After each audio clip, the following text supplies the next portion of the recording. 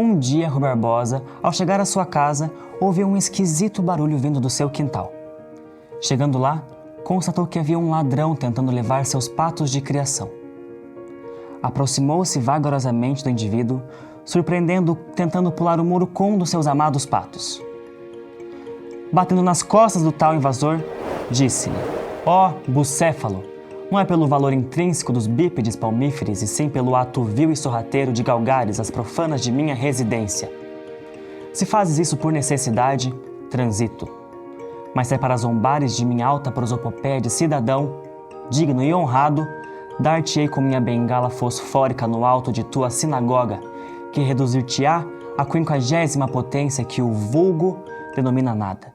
E então o ladrão disse: ô moço, eu levo ou deixo os patos?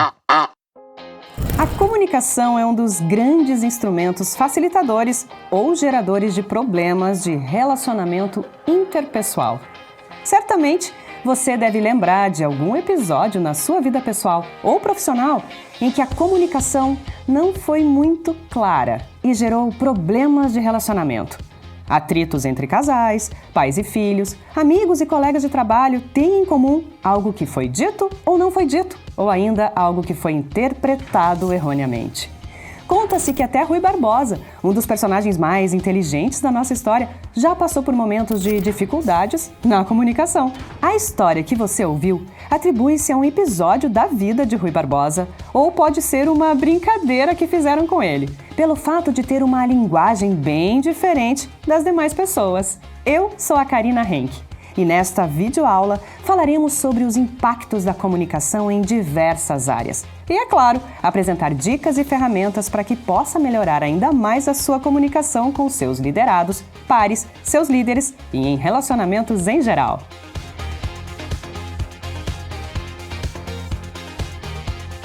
Você se considera uma pessoa com uma boa comunicação? Você tem uma comunicação assertiva? Vamos falar um pouco sobre o que é assertividade. Há muita confusão em relação ao conceito de comunicação assertiva, pois não está relacionado ao termo acertar, ou seja, fazer as coisas certas. Se fosse assim, escreveríamos comunicação assertiva. A palavra assertividade está ligada ao fato da pessoa conseguir se expressar de forma clara, honesta e adequada, sem ferir os sentimentos e os direitos dos outros. A assertividade é um conjunto de comportamentos que possibilita a pessoa a agir e comunicar-se sem ansiedade excessiva, expressando seus sentimentos de forma franca e principalmente com a adoção de atitudes adequadas para cada situação. Algumas pessoas receberam uma educação familiar que as tornou tímidas, retraídas, sem coragem de expor para os outros suas vontades e intenções. São pessoas que têm medo de expressar suas reais intenções, receio de ofender ou não ser devidamente entendidas.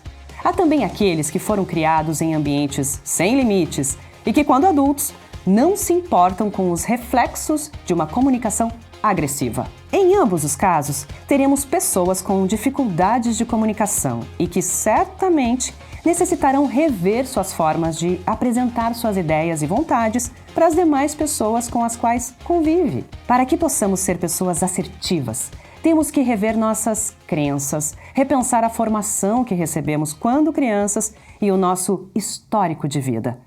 Todas estas questões dão sustentação à nossa personalidade. Vamos falar um pouco sobre isso?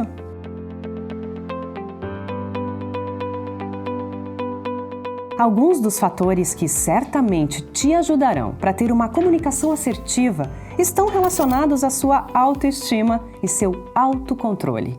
A autoestima é muito importante para a comunicação, pois se a pessoa tiver uma baixa autoestima, isso poderá fazer com que seja insegura. Já um nível elevado de autoestima fará com que a pessoa seja arrogante. Sabe aquele que se sente o dono do mundo? O mesmo acontece em relação ao autocontrole. Já imaginou uma liderança que perde o controle quando fala? Ou que morre de medo de falar aquilo que precisa ser dito e trava na hora de falar? Outro fator muito importante mesmo para que sua comunicação seja assertiva está relacionado à empatia. A empatia consiste na capacidade de nos colocarmos no lugar do outro, procurando compreendê-lo e pressupõe uma boa capacidade de escuta. Isso mesmo, antes de falarmos, temos que ouvir, pensar e somente depois falar, além de fazer as perguntas. Se eu fosse esta pessoa, eu gostaria de ouvir o que estou pensando em falar para ela? Além disso, como ela se sentirá depois que eu terminar de falar? O resultado da nossa conversa será positivo ou eu estarei gerando mais problema?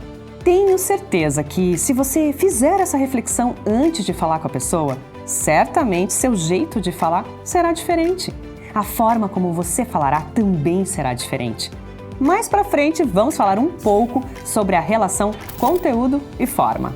Continua aqui comigo agora, ainda falando sobre as bases para se ter uma comunicação assertiva. Outro aspecto bem importante é a facilidade de adaptação, pois uma pessoa assertiva é aquela que é capaz de adaptar a sua linguagem ao ambiente e às situações.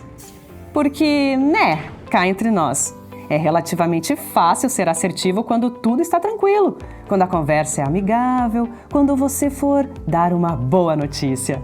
O seu desafio é ser franco e adequado, ou seja, assertivo, também em conversas difíceis, em momentos turbulentos ou em situações de pressão. Mas fica tranquilo, pois adiante vamos falar de uma ferramenta de assertividade que vai te ajudar bastante. E, finalmente, outro fator de apoio à assertividade é a tolerância à frustração, isto é, a capacidade de entender que nem sempre nossas vontades ou necessidades serão atendidas na hora e da forma que gostaríamos. Por mais apto que você seja em relação à sua comunicação e por mais que exercite a assertividade, pode ser que as coisas não saiam da forma como você planejou. Isso pelo simples fato de que em um processo de comunicação você não estará sozinho. Comunicação implica em ter você e outra ou outras pessoas envolvidas. E quem sabe essa outra pessoa não esteja tão preparada como você. Então, minha dica para você é: tenha paciência. Além disso, esteja constantemente verificando possibilidades de melhorias em sua forma de se comunicar. Lembre-se que o bom comunicador não nasce pronto e que você estará sempre aprendendo.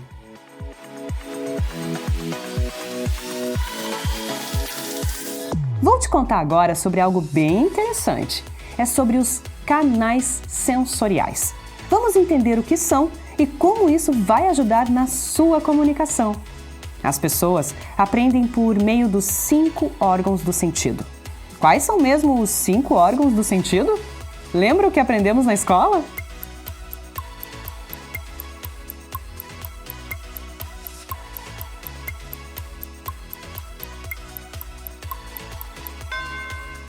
Isso mesmo! Os canais sensoriais são visão, audição, tato, paladar, olfato. São por meio deles que tomamos contato com a realidade exterior. Isto é, com eles obtemos as informações do meio ambiente, ou mundo real. Isso quer dizer que, desde o início da nossa vida, nós aprendemos vendo e ouvindo as situações acontecerem, entendendo o sabor das coisas pelo paladar, aprendendo o que era quente e frio através do tato, descrevendo objetos, alimentos e situações pelo olfato. Acontece que, com o decorrer da vida, muitas pessoas aprendem e compreendem melhor as mensagens externas, predominantemente por um dos canais e menos por outros. Espera aí que eu vou explicar melhor. Esses estímulos de cor, sabor, temperatura e percepções mais elaboradas, como entendimento de quando a pessoa está feliz, triste, brava, irritada, cansada, entre outras, são processadas pelo nosso cérebro e captadas pelos canais sensoriais favoritos, lembrando canais visuais, auditivos e sinestésicos. Sinestésico? Mas, Karina, você não falou nada de sinestésico. Eu sei, não falei mesmo. O que chamamos canal sinestésico são aqueles relacionados ao tato, olfato e paladar. Melhor assim? Voltando então, é por meio destes canais que reagimos ao mundo externo e nos manifestamos pela comunicação por palavras e comportamentos específicos. Veja que interessante. Quando uma pessoa tenta se comunicar com outra, ela fala, tomando como base aquilo que viu, sentiu, percebeu de acordo com o que aprendeu na vida. Acontece que a outra pessoa que está ouvindo recebe a mesma informação, passando pelo seu próprio crivo, pelo seu próprio padrão. Ah, Karina, é interessante, mas é bem complicado. Concordo com você. Por isso que é importante estar atento à forma como nos comunicamos e principalmente verificar constantemente se as pessoas estão nos entendendo. Eu posso dizer assim: amanhã fará muito frio, e a outra pensar algo muito mais intenso do que eu quis expressar. Por que isso ocorre? Porque quando falamos, utilizamos das nossas experiências e percepções, e a pessoa que está ouvindo entende a partir das experiências e percepções dela. Para entender melhor como essas experiências influenciam o processo de comunicação, quero falar agora para você como agem as pessoas que utilizam com predominância os canais visuais, auditivos e sinestésicos. Vamos lá!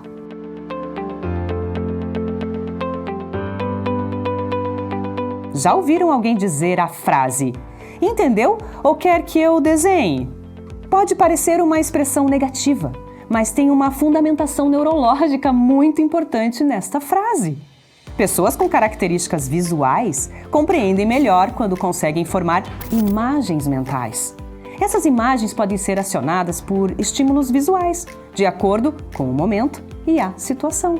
Então, quando você estiver conversando com alguém com essas características, é interessante que mostre planilhas, gráficos, slides, peças, ferramentas ou qualquer outro estímulo visual. Ela compreenderá melhor o que você estiver falando se ela puder ver o que você estiver falando. Mas como você identifica se a pessoa é visual? Minha dica é que você fique atento a alguns sinais. Normalmente, na fala dessa pessoa, há expressões tais como bonito, forma, colorido, brilho, aparência, etc. Pessoas visuais lembram-se bem dos rostos, mas se esquecem dos nomes. Normalmente escrevem e anotam através de esquemas resumidos e simbólicos.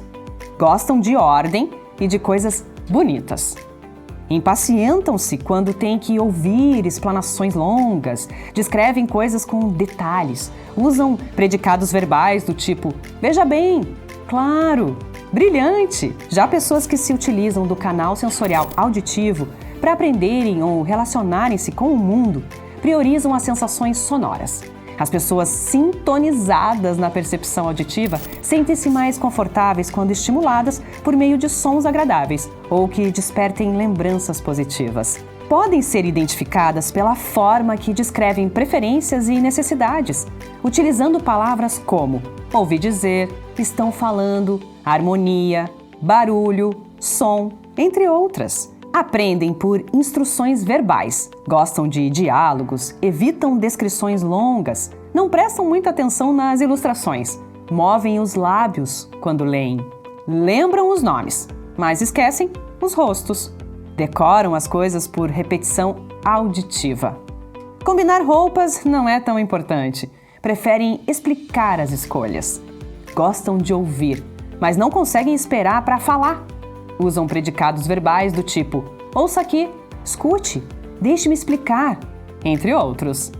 As pessoas mais sensíveis ao canal sinestésico frequentemente usam expressões como eu sinto, eu percebi, macio, áspero, duro, confortável, simpático, entre outros. Elas vão prestar mais atenção ao que você diz por meio de estímulos táteis e sensações emocionais. São pessoas que vão te entender melhor se elas podem pegar no que está sendo dito ou puderem colocar em prática o que está sendo dito. Aprendem fazendo, por envolvimento direto, preferem ir logo para a ação, não são bons leitores. Lembram-se melhor das coisas que fez e não daquelas que viu ou ouviu. Não tem muito senso estético, pois para elas conforto é essencial. Gesticulam quando falam, não são bons ouvintes. Ficam muito perto quando falam ou ouvem. Perdem rapidamente interesse por discursos. Usam predicados do tipo sinto que, pegue, firme, concreto, entre outros. Acesse a planilha completa com as características neste QR Code. Tá bem, Karina. Eu tenho várias pessoas na minha equipe e normalmente passo instruções para todos juntos. O que eu faço então? Minha dica é: utilize todos os estímulos. Isso mesmo! Sempre que possível, ao comunicar algo para sua equipe, fale clara e objetivamente para acionar o interesse dos auditivos. Mostre ilustrações, objetos ou faça uma simulação para atender aos visuais. E propicie algum momento de prática para os sinestésicos. Assim, a probabilidade de ser entendido aumentará. Experimente fazer e observe os resultados.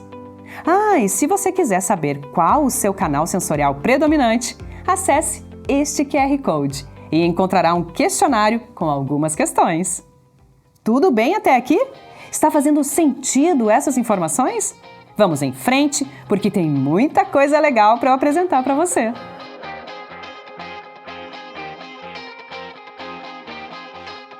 Quero apresentar agora um conceito bem interessante, que é a relação de conteúdo e forma.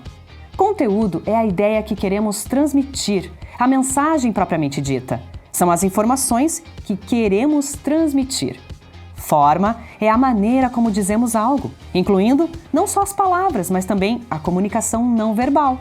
Posturas, gestos, expressão facial, inflexão de voz, sequência, ritmo e cadência das próprias palavras. Sabe aquela situação em que a pessoa tem que falar algo que é importante, é um fato, é verdade, mas fala de forma agressiva e desrespeitosa? Isso quer dizer que o conteúdo era correto, mas a forma de expressar foi incorreta. O contrário também acontece. A pessoa pode falar de forma educada, mas apresentar um conteúdo impreciso, falso. Uma boa forma de termos essa relação em equilíbrio é termos uma mensagem baseada em fatos, em evidências e uma forma de expressá-la adequadamente respeitosa. Vou te apresentar um gráfico para te mostrar o impacto dessa relação na comunicação. Todo o processo de comunicação envolve um conteúdo e uma forma. Esse conteúdo pode ser falso ou pode ser verdadeiro. A forma de expressar esse conteúdo pode ser de maneira desrespeitosa ou uma forma respeitosa. Quando combinamos os quadrantes desse gráfico, aparecem as relações das seguintes situações: quando o conteúdo é falso e a forma é desrespeitosa, ou quando é desrespeitoso, mas o conteúdo é verdadeiro, e assim por diante. Veja um exemplo. Vamos supor que alguém da sua equipe te entrega o relatório de produção do dia e você diz: "Que droga é essa? Como sempre você faz, isso aqui está cheio de erros." Se a informação for falsa, ou seja, não está com erros, mas sim a produção foi baixa mesmo, seu funcionário terá um sentimento de raiva, de injustiça. Vamos supor que a informação seja verdadeira, isto é, o funcionário cometeu erros mesmo. No entanto, a forma como isso foi dita é tão desrespeitosa que certamente irá gerar no funcionário o sentimento de desprezo por você, medo, vergonha e outros sentimentos negativos. Certamente ele vai comentar com os colegas que você até estava certo, mas não precisava falar daquele jeito. Nestes dois casos, o funcionário não vai absorver a sua comunicação e sua imagem como líder ficará comprometida. Vamos analisar os outros quadrantes agora. Vamos supor que você tenha tratado o funcionário com respeito, porém o conteúdo é falso. Algo como você parabenizar alguém ou elogiar por algo que não está tão bom assim. Quais os impactos que isso causaria? Certamente, isso irá desencadear desconfiança, tanto na pessoa que recebeu o elogio indevido, quanto nos demais componentes da equipe. A comunicação será falha. E, finalmente, quando a forma é respeitosa e o conteúdo verdadeiro, seja esse conteúdo algo bom ou algo ruim, seja uma notícia boa e uma notícia ruim, seja um feedback corretivo ou de reconhecimento. Se você falar de forma verdadeira e respeitosa, a tendência é que sua mensagem seja melhor entendida. Lembre-se sempre disso. Assertividade significa levar um conteúdo verdadeiro de forma respeitosa. Aqui terminamos a primeira parte dessa videoaula. Antes de prosseguir, peço que você preencha o questionário de canais sensoriais e após faça um plano de ação do que considera ser importante mudar. Até a próxima videoaula!